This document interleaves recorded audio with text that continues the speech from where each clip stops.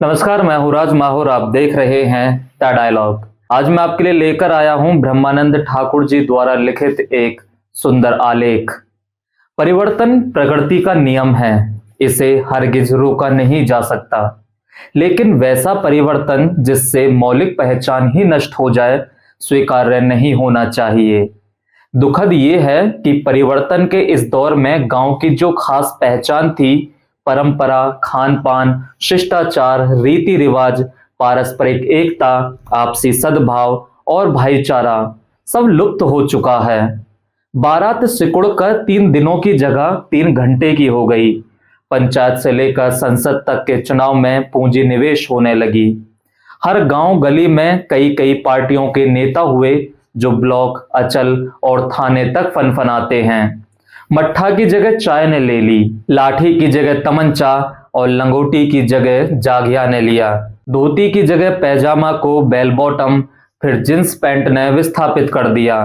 बैलों वाली दोनी के बदले आया थ्रेसर और ओखल मूसल के बदले धान का स्पेलर मशीन। दलान हुआ गायब और कमरे में भगवान की तस्वीर की जगह सज गई फिल्मी तारिकाओं की तस्वीर। वकालत और मास्टरी के बाद ठेकेदारी और दलाली का पेशा सबसे सम्मानित पेशा हो गया। कलकत्ते की तर्ज पर शुरू हुई दुर्गा पूजा, जिसमें भक्त फिल्मी धुनों पर गीत गाकर देवी की स्तुति करते हैं। इसी तर्ज पर शुरू हुआ देवी जागरण। चैतावर, बारहमासा, पराती, आल्हा, होली गीत कहां तक गिनाएं, सब अलोपित हो गया। माताएं लोरी गाना भूल गईं। दादी नानी अब बच्चों को किस्से नहीं सुनाती। आम के बगीचे में और जामुन के वृक्ष के नीचे बच्चों की किलकारियां नहीं गूंजती, क्योंकि आम में मंजर आने से पहले ही बगीचे बिक जाते हैं। गांव में कभी जाड़े के मौसम में अलाव की परंपरा थी। शाम होते ही घूरे के पास टोले के लोग बैठते, अपना सुख दुख बतियाते। खेती पथाड़ी माल मवेशी की चर्चा होती। अब ये सारी चीजें इतिहास बन गईं। दालान और बैठकी गायब हो गई। अब तो शाम ढलते ही लोग घरों में कैद हो जाते हैं, टीवी के इर्द गिर्द। गांव अब ग्लोबल हो चुका है। तेजी से हुए इस बदलाव में गांव की परिस्मावलंबित भाव और मौलिक संस्कृति कब लुप्त हो गई, पता ही नहीं चला। पिता पापा डैडी और डैड हो गए, माँ मम्मी में बदल गई और चाची हो गई आंटी। मुझे याद है तब गांव के सभी पुरुष बाबा, काका, चाचा और भाई होते थे, और महिलाएं दादी, चाची, भाभी, बहन और फुआ हुआ करती थी।